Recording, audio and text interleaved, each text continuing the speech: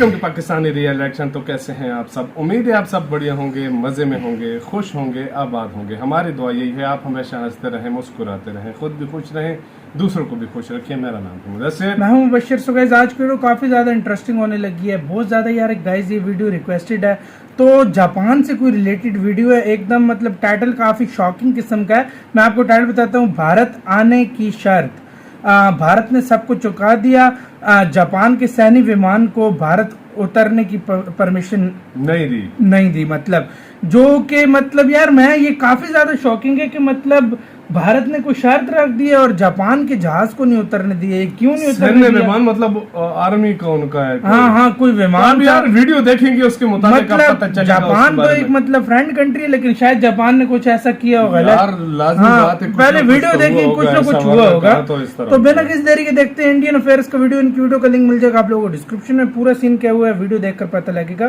तो start. Japan और भारत के बीच अब एक नया विवाद आकर खड़ा हो गया है। वैसे तो जापान और भारत बेहद क्लोज एलाइज हैं, दोनों ही क्वाड के मेंबर हैं। लेकिन अभी कुछ ही हफ्ते पहले जब जापान के नए prime minister Fumio Kishida prime minister Modi के साथ मिलने भारत के दौरे पर आए थे, उस समय दोनों देशों के बीच एक छोटा सा मतभेद हो गया था। दोनों देशों के प्राइम मिनिस्टर्स ने आपस में मीटिंग की, जिसके बाद ये दोनों ही मीडिया को संबोधित करने सामने आए थे। भारत के साफ मना करने के बावजूद उस प्रेस ब्रीफिंग के दौरान जापान के प्राइम मिनिस्टर फूमियो किशिदा ने पीएम मोदी के सामने ही रशिया को बहुत ही ज्यादा बुरा भला कहा और रशिया की आलोचना की। जबकि जब भारत के पीएम मोदी की बारी आई, उन्होंने रशिया के बारे में कुछ भी नहीं बोला। उस समय कई सारे थिंक टैंक्स ने कहा था कि भारत की विजिट का इस्तेमाल फूमियो किशिदा को जापान और भारत के आपस में बायलैटरल संबंध सुधारने के लिए करना चाहिए था, ना कि रशिया को टारगेट करने के लिए। वो भी तब जब भारत साफ तौर पर कह चुका है कि हमें इस पूरे विवाद से बाहर रहना है। लेकिन रशिया यूक्रेन युद्ध के कारण भारत और जापान एक बार फिर आमने सामने आ गए हैं। अब ये तो हमको पता है कि आज की डेट में कई सारे देश यूक्रेन की मदद करने के लिए यूक्रेन को ह्यूमैनिटेरियन एड और कई सारे हथियार भेज रहे हैं। प्लेन्स पे भर भर के सामान, रिलीफ मटेरियल भेज रहे हैं, जो कि यूक्रेन के पड़ोसी देशों में भेजा जा रहा है और फिर वहां से लैंड बॉर्डर्स के जरिए यूक्रेन को हैंडओवर किया जा रहा है। भारत हालांकि इस मसले में पूरी तरह न्यूट्रल है, लेकिन मानवता के चलते हम भी उन देशों की लिस्ट में शामिल हैं जो यूक्रेन को ह्यूमैनिटेरियन एड भेज रहे हैं। खबर ये निकल कर आ रही है कि जापान को यूक्रेन की मदद के लिए कुछ ह्यूमैनिटेरियन एड भेजनी थी, जिसके लिए जापान ने डिसाइड किया कि वो सिंबॉलिक जेस्चर के तौर पर अपने मिलिट्री ट्रांसपोर्ट एयरक्राफ्ट में यूक्रेन को एड भेजेगा। यहाँ तक तो सब ठीक था, इसमें भारत का भी कोई लेना देना नहीं था। लेकिन फिर जापान की मीडिया से खबर आई कि जापान जिस मिलिट्री ट्रांसपोर्ट एयरक्राफ्ट में यूक्रेन को रिलीफ मटेरियल भेज रहा था, उसको मुंबई एयरपोर्ट के ऊपर रुककर मुंबई में स्थित यूएन की agency United nation high commission for refugees के डिपो से कुछ रिलीफ मटेरियल ले जाना था, यानी वहां से कुछ रिलीफ मटेरियल कलेक्ट करना था। लेकिन भारत ने जापान के C2 मिलिट्री ट्रांसपोर्ट एयरक्राफ्ट को, जो जापान सेल्फ डिफेंस फोर्स का एयरक्राफ्ट है, उसको भारत में लैंड होने की सिक्योरिटी क्लियरेंस नहीं दी। ये खबर आते ही जापान समेत वेस्टर्न मीडिया में भारत के खिलाफ एक प्रोपेगेंडा फिर से शुरू हो गया था। लेकिन अब खबर निकल कर आ रही है कि ऐसा नहीं है कि भारत ने जापान को कम्प्लीटली मना कर दिया था और अपने यहाँ पर प्लेन उतारने की परमिशन देने से इनकार कर दिया था।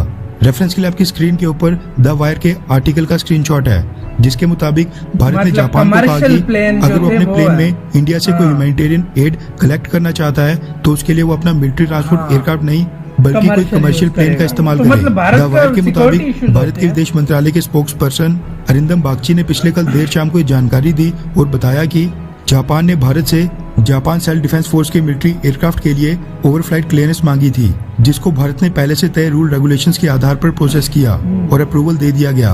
अरिंदम बागची ने कहा कि हमने जापान को कन्वे किया कि वो भारत से जो भी ह्यूमैनिटेरियन एड कलेक्ट करना चाहते हैं उसके लिए जापान कमर्शियल प्लेन का इस्तेमाल करे, यानी भारत की तरफ से मिलिट्री नहीं कमर्शियल प्लेन के इस्तेमाल के लिए इजाजत मिलेगी।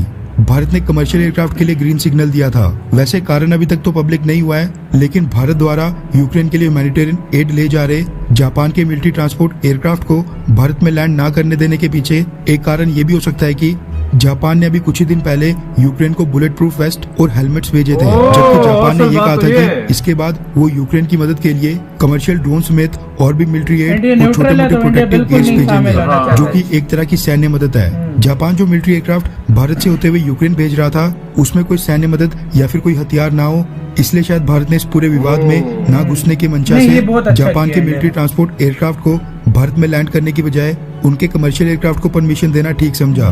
खैर, आपको क्या लगता है कि जापान के मिलिट्री ट्रांसपोर्ट एयरक्राफ्ट को परमिशन ना देकर भारत ने क्या सही किया? हाँ यार सही या किया, फिर देखो नहीं। अपने नीचे कमेंट करके जो अपनी राय न्यूट्रल जरूर है, बताएं। भारत वही बना है। मतलब इस लिहाज से यार ये गवर्नमेंट सबसे बेहतर इस चीज को जानती है। देखिए लेकिन हमारे लिहाज से सही किया भारत ने, जब एक तो मतलब उसने गलत किया था इधर आके, मतलब निंदा की थी रशिया की, जो कि भारत पर बैट करनी चाहिए थी, क्योंकि भारत इस मामले में न्यूट्रल था। मीटिंग करने से पहले मतलब कुछ बातें ऐसी होती है ना जो मतलब पहले से ही तय कर दी जाती है कि आपने इस तरह की चीज, इस प्रेस कॉन्फ्रेंस में ये बात तुमने कभी भी नहीं करनी, फिर भी लेकिन उन्होंने की है जो भारत को मतलब जाहिर बात है अजीब लगी। फिर वो भारत ने बोला था कमर्शियल हम छोड़ेंगे, ये नहीं छोड़ेंगे, क्योंकि इनडायरेक्टली अगर इधर रुकेगा तो वो उसका यही सिग्नल, रशिया यही सोचेगा कि भारत ने भी कोई सामान डाला है। तो मतलब डाला या नहीं डाला रशिया ये नहीं सोचेगा, लेकिन रशिया कहेगा कि यार भारत के थ्रू ये सब कुछ हो रहा है, ये अच्छी बात मतलब यार जो भी है इंडिया का जो सबसे पक्का यार है वो, इसमें कोई शक नहीं है, रशिया सबसे पक्का दोस्त इंडिया का वो है। देखो देखो इन्वेस्टमेंट कर रहे हैं जापान, सब कुछ कर रहे हैं, मानते हैं, लेकिन इंडिया देखो, अपने असूल नहीं भूल सकता। एक असूल तक होती है। देखो असूल पे अगर आ जाए तो इंडिया जो है ना अमेरिका को ना कर देता है, तो फिर ये तो जापान है मतलब अगर असूल की बात की जाए तो सीधी सी बात है। मतलब और जापान को ये देखना चाहिए यार, मतलब तो हर जगह पे जो अमेरिका होता है वही नहीं होता, सही होता हमेशा अमेरिका की साइड नहीं है, लेकिन अपना भी कुछ, लेकिन यार देखो कोई अपनी पॉलिसीज होती है गवर्नमेंट की, ठीक है, इंडियन गवर्नमेंट को नहीं लगा होगा कि इस तरह नहीं होना चाहिए, इंडियन गवर्नमेंट ने इजाजत नहीं दी। और यार ये वैसे एक लिहाज से अच्छा है, जो देखो देश न्यूट्रल हो, सब कुछ हो, अपने असूल है वो असूल नहीं तोड़ने चाहिए। और यार ये बहुत अच्छी बात है, देखो